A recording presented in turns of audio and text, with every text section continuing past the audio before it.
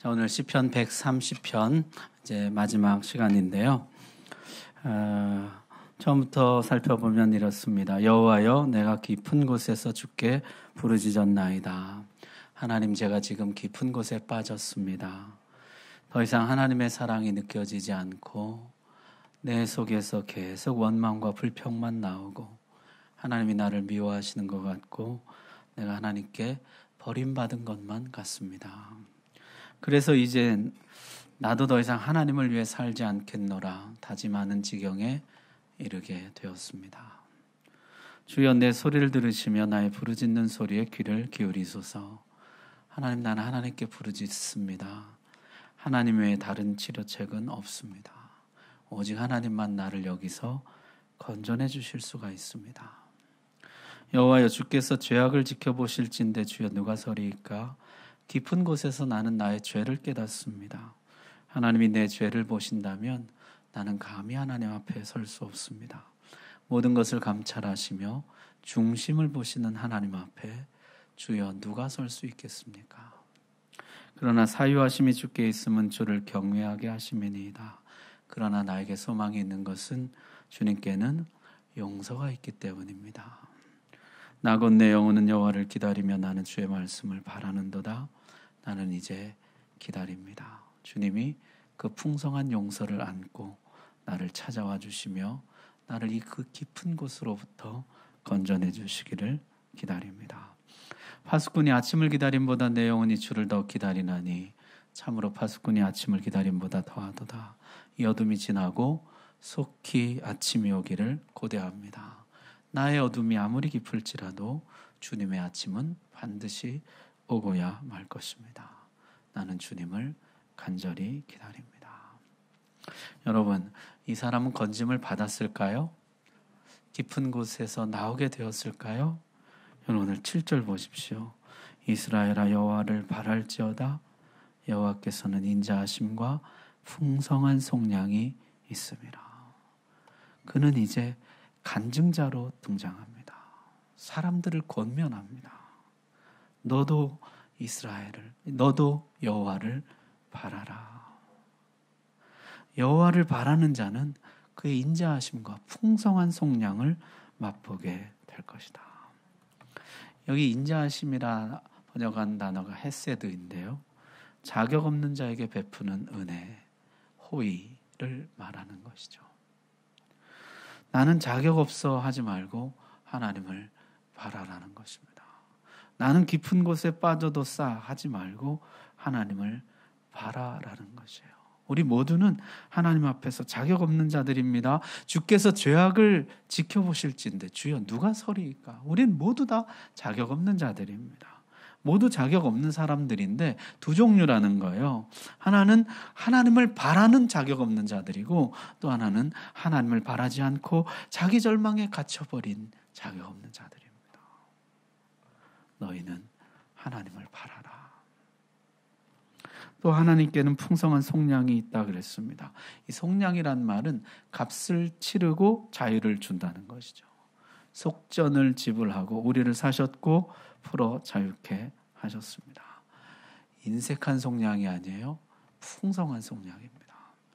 90%는 내가 해주고 10%는 너희가 해라. 아니에요. 100% 속량이에요. 다 이루었다. 풍성한 속량입니다. 그럴듯한 죄, 그래도 좀 덜 창피스럽고 덜 악한 죄만 용서해 주겠다가 아니에요. 모든 죄를 용서하시는 풍성한 속량입니다. 그래서 여러분 8절 보십시오. 그가 이스라엘을 그의 모든 죄악에서 속량하시리로다. 하나님의 풍성함의 범위는 모든 죄인, 모든 죄악입니다. 이제 이 사람은 노래합니다.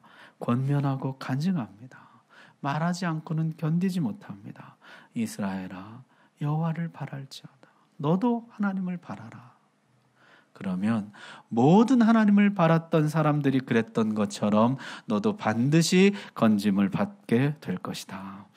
그렇게 권면하고 있는 것입니다. 여러분, 이게 굉장히 중요합니다.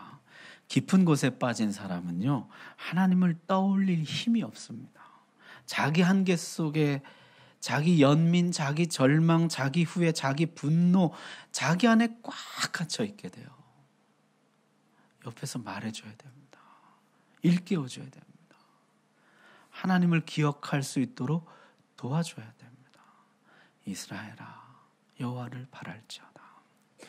땅을 쟁기질하지 않으면 빗물이 씨앗에 닿지를 못합니다.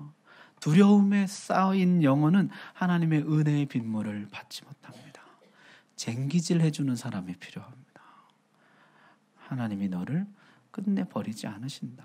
하나님이 너를 반드시 깊은 곳에서 건져내 주신다.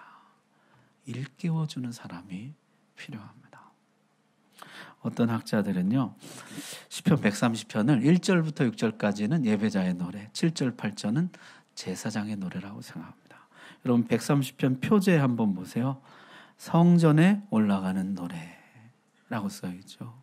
예배자들이 성전에 올라가면서 이렇게 노래합니다. 나는 깊은 곳에 빠졌었는데 여호와를 바랐더니 건짐을 받았습니다. 하고 찬송을 하면은 제사장들이 예배자들을 맞으면서 이스라엘아 여호와를 바랄지어다. 어떤 깊은 곳을 만날지라도 여호와를 바라라. 여호와께서 풍성한 인자와 속량으로 너를 찾아가실 것이다. 그렇게 불렀던 노래라는 것이에요. 제사장의 가장 큰 소명은 인간적인 이야기와 신적인 이야기를 연결시켜 주는 것입니다. 나의 이야기와 하나님의 이야기를 연결시켜 주는 것입니다. 나의 이야기로 가득한 사람들에게 하나님의 이야기를 들려주는 것입니다. 나의 관점으로만 보고 있는 사람들에게 하나님의 관점을 보여주는 것입니다. 깊은 곳에서 신음하고 있는 내 이야기가 어떻게 하나님과 관계가 있는지, 하나님이 내 이야기에 어떻게 개입하실 수가 있는지, 하나님이 내 이야기를 앞으로 어떻게 이끌어 가실 수가 있는지 부단히 말해주는 것입니다. 내가 깊은 곳에서 고통받을 때 그 이상으로 아파하시는 하나님, 내가 깊은 곳에서 벗어나고 싶어 할 때 그 이상으로 내가 벗어나기를 간절히 원하시는 하나님, 내가 깊은 곳에서 용서받기를 원할 때 그 이상으로 나를 용서하기 원하신 하나님, 그 하나님 이야기를 해주는 것입니다. 나를 깊은 곳에서 건져내기 위해 아들을 가장 깊은 곳까지 내려보내셨던 아버지 하나님의 이야기, 나를 깊은 곳에서 건져내기 위해 내 모든 죄를 짊어지고 깊고 깊은 곳으로 내려가셨던 주님의 이야기, 내 이야기와 하나님의 이야기가 만나는 지점이 곧 우리가 회복되는 지점입니다. 바울도 그런 경험이 있죠. 열심히 복음을 전하는데 하나님이 상은 고사하고 육체에 가시를 주십니다. 바울도 처음에는 마음이 상해서 자기 연민, 자기 분노에 갇혔을 것입니다. 그러다 어느 순간 자기 이야기와 하나님의 이야기가 만나는 지점에 이르게 됩니다. 자고할 수밖에 없는 내 연약함을 위한 하나님의 배려라, 하나님의 은혜라, 하나님의 이야기와 내 이야기가 연결되는 지점, 거기서부터 회복되고 그 지점으로부터 깊은 곳을 벗어나기 시작하는 것입니다. 다시 하나님의 임재 속으로 들어가게 되는 것입니다. 여러분, 요새 우리가 하나님의 임재란 말을 잘 쓰는데 임재가 무슨 말일까요? 하나님이 나에게 임하셔서 나와 함께 하신다는 뜻이죠. 하나님과 무관하게 보고 말하고 이해하고 행동하는 것으로부터 벗어나서 하나님의 임재 속으로 들어간다는 것은 하나님 안에서 보고 듣고 말하고 이해하고 행동하는 삶을 살기 시작한다는 것입니다. 우리를 하나님으로부터 분리시키고 하나님을 떠올리지 못하게 하고 내 이야기와 하나님의 이야기를 단절시키고 나와 하나님이 서로 무관한 별개가 되도록 하는 것, 그것이 마귀의 영원한 전략입니다. 깊은 곳을 벗어난 앞선 형제의 간증은 지금 깊은 곳을 지나는 뒤의 형제에게 다시 하나님을 기억나게 해주고 자신의 이야기와 하나님의 이야기를 연결할 수 있게 해주고 하나님의 임재 속으로 다시 들어가도록 도와줍니다. 그게 간증의 유익이죠. 자, 두 번째 간증은 깊은 곳을 지나되 넉넉하게 지나게 해줍니다. 깊은 곳을 이미 지난 앞선 형제의 간증은 이것이 나만 겪는 일이 아님을 가르쳐 주어서 나에게 안도감을 줍니다. 또한 나도 깊은 곳을 벗어날 수 있다는 소망을 줍니다. 뿐만 아니라 깊은 곳에서 저들이 만났던 풍성한 하나님을 나도 만나고 싶다. 사모하게 만들어 줍니다. 부재의 역설이라는 것이 있는데요. 없을 때 더욱 그리워진다는 말이죠. 부모님이 떠나신 후에 더 그리워지는 법이고 사랑하는 사람이 없을 때 더욱 간절히 사모하게 된다는 것이에요. 제가 연말을 맞아서 집안 대청소를 하는데요. 집 청소를 하다 편지 뭉태기를 하나 발견했어요. 제가 군대에서 부모님께 썼던 편지들이 그 속에 들어있더라고요. 부모님이 그걸 버리지 않고 저에게 도로 주셨던 것들인데요. 제가 그 편지를 다시 읽어보니까요. 참 낯이 뜨거워가지고요. 효자도 그런 효자가 없어요. 부모님께 감사는 말할 것도 없고 그렇게 부모님을 그리워하고 얼른 제대해서 도와드리고 싶고 힘이 되어드리고 싶고 효도하고 싶은 마음이 절절합니다. 우리 아들 두신 부모님들, 아들들이 부모님을 가장 많이 생각하고 효자일 때는 언제입니까? 군대 1년. 딸들은 언제일까요? 시집가서 1년. 부재가 주는 효과, 부재의 역설이죠. 같이 있다가 떨어지게 되었을 때, 곁에 없다는 것을 실감할 때, 부재를 느낄 때 우리는 상대방의 단점보다 장점을 극대화해서 기억하고 상대방을 그 어느 때보다 그리워하고 친밀하게 느끼게 됩니다. 독일 나치의 감옥에서요, 본 회퍼는 이런 유명한 말을 남겼습니다. 우리는 하나님 없이 하나님의 면전에서 하나님과 함께 산다. 지금 현실을 보면요, 깊은 곳이에요. 하나님이 없는 것 같아요. 하나님의 부재입니다. 그런데 그러면 그럴수록 더욱 하나님이 그리워지더라는 것이에요. 하나님 안에서 누렸던 그 풍성한 은혜, 사랑, 임재가 그렇게 사무치게 그리워지더라는 것이에요. 그래서 하나님의 부재 속에서 오히려 더 하나님의 임재를 사모하고 하나님께 더 가까이 가고 하나님 앞에서 하나님과 함께 산다. 이스라엘아, 여호와를 바랄지어다. 너 지금 깊은 곳에서 힘들지? 하나님이 없는 것 같고 너를 버린 것 같지? 오히려 그때가 하나님을 더 그리워하고 사모하고 하나님을 만날 수 있는 때야. 그때 하나님을 너가 바라본다면 전에 없던 하나님 경험을 할 수가 있다. 그게 간증의 유익이에요. 때로 깊은 곳에서 하나님의 부재를 느끼는 것이 오히려 우리의 영적인 기억력을 예리하게 만들어서 하나님을 더 사모하게 하는 측면이 있다는 것입니다. 여러분, 성찬식을 한번 생각해 보십시오.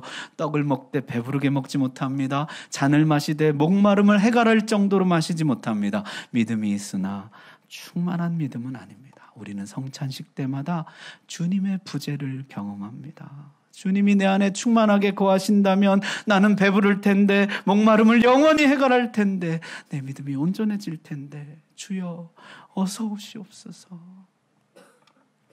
부족한 떡과 포도주를 먹으며 나의 모자란 믿음을 고백하면서 주님이 어서 속히 오셔서 채워주시기를 기다립니다. 성찬식 때마다 우리는 주님의 부재를 인식하고 주님의 임재를 기억하고 주님이 우리를 홀로 두지 않겠다고 하신 약속들을 상기하면서 성령 충만을 사모하고 주님이 오실 날을 고대하는 것입니다. 그래서 부재가 꼭 나쁜 것만은 아니에요. 좀 모자란 것, 부족한 것, 그걸 너무 크게 걱정하지는 말자는 것입니다. 그것이 주는 유익이 있어요. 그 모자람이 오히려 완전함을 사모하게 하는 촉진제가 될 수 있다는 것입니다. 설교를 잘 못해도 괜찮아요. 주님의 말씀을 직접 듣는 그날을 사모하게 만들어준다는 것이에요. 말씀으로 내가 은혜를 받았는데 설교에서 못 받으니까 내가 직접 말씀을 읽어야 되겠다. 내가 암송해서 은혜를 받아야 되겠다. 하나님을 더 사모하게 만들어준 측면이 있다는 것이죠. 찬양을 좀 잘못해도 괜찮아요. 천군 천사의 찬양을 듣는 그날을 사모하게 합니다. 옆 사람이 좀 부족해도 괜찮아요. 그 사람이 완전하게 변화될 그날을 사모하게 됩니다. 사람의 잘하고 잘못함의 비중이 점점 작아지고 하나님의 완전하심의 비중이 점점 커지는 것, 그것이 신앙생활인 것입니다. 내가 약할 그때에 강함이니라. 우리는 약할 때 강함을 사모하고 부족할 때 완전함을 바라보고 부재일 때 임재를 사모합니다. 이스라엘아 여호와를 바랄지어다. 깊은 곳이 오히려 여호와를 바라고 소망하는 최적의 장소가 될 수 있다는 것이에요. 첫 범죄 이후에 세상은 얼마나 타락했습니까? 창조의 질서가 파괴되고 그 아름다움이 다 퇴색되었습니다. 그런데 하나님이 에덴 동산을 없애지를 않고 남겨두셨어요. 보존해 두십니다. 두루 도는 화영검으로 지키게 하십니다. 그 원형을 보존해 두신 것이죠.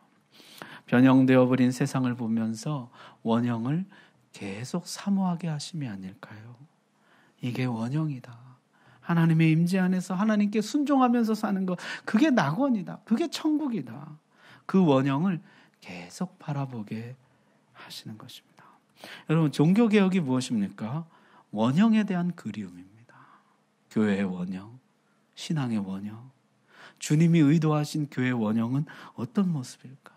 주님이 원하시는 신앙의 본래 모습은 어떤 것일까? 그 원형을 향한 그리움, 사모함, 그 원형으로 돌아가고자 하는 몸부림, 그게 곧 종교개혁이고 신앙개혁인 것이에요. 깊은 곳이요, 오히려 원형을 그리워하게 만들어주고 원형으로 돌아가게 해주는 선한 기회가 될 수 있다는 것이에요. 많은 믿음의 사람들이 깊은 곳을 그렇게 지났고 그들이 우리에게 간증합니다. 너희의 깊은 곳은 단순히 고난의 장소가 아니다. 단순히 깊은 곳이 아니다. 그것은 하나님의 임재를 더 사모하는 장소이고 하나님의 원형으로 회복되는 장소이고 하나님께 더 가까이 가는 기회이다. 우리에게는 구름같이 어다한 증인들이 있습니다. 저들이 우리에게 간증하고 우리를 응원합니다. 너도 하나님을 바라라. 그러면 하나님의 인자와 풍성하심을 누리게 될 것이라. 말씀 마칩니다. 예수님은 베드로가 깊은 곳에 빠질 것을 예고하시면서 너는 돌이킨 후에 내 형제를 굳게 하라 말씀하셨습니다. 깊은 곳을 지나고 난 후에는 뒤에 있는 형제들을 돕는 자가 되어라. 간증, 권면, 헌신, 깊은 곳을 지나는 형제들, 아직 자기 세계에 갇혀있는 형제들, 그들에게 다시 하나님을 기억나게 해주고 하나님과 다시 연결해주고 하나님의 임재를 더 사모하게 해주고 깊은 곳을 지나되 넉넉하게 지나게 해주고 오히려 원형으로 회복되는 좋은 기회가 되도록 만들어주는 간증자가 되어라 말씀합니다. 여러분, 금년 한 해 어떠셨습니까? 하나님 여러분에게는 어떤 은혜를 주셨습니까? 여러분, 복된 간증자가 되시기를 바랍니다. 시편 130편 이 저자와 같이 기도자가 간증자가 되는 이 아름다운 이야기가 바로 여러분의 이야기가 되시기를 바랍니다. 기도하겠습니다.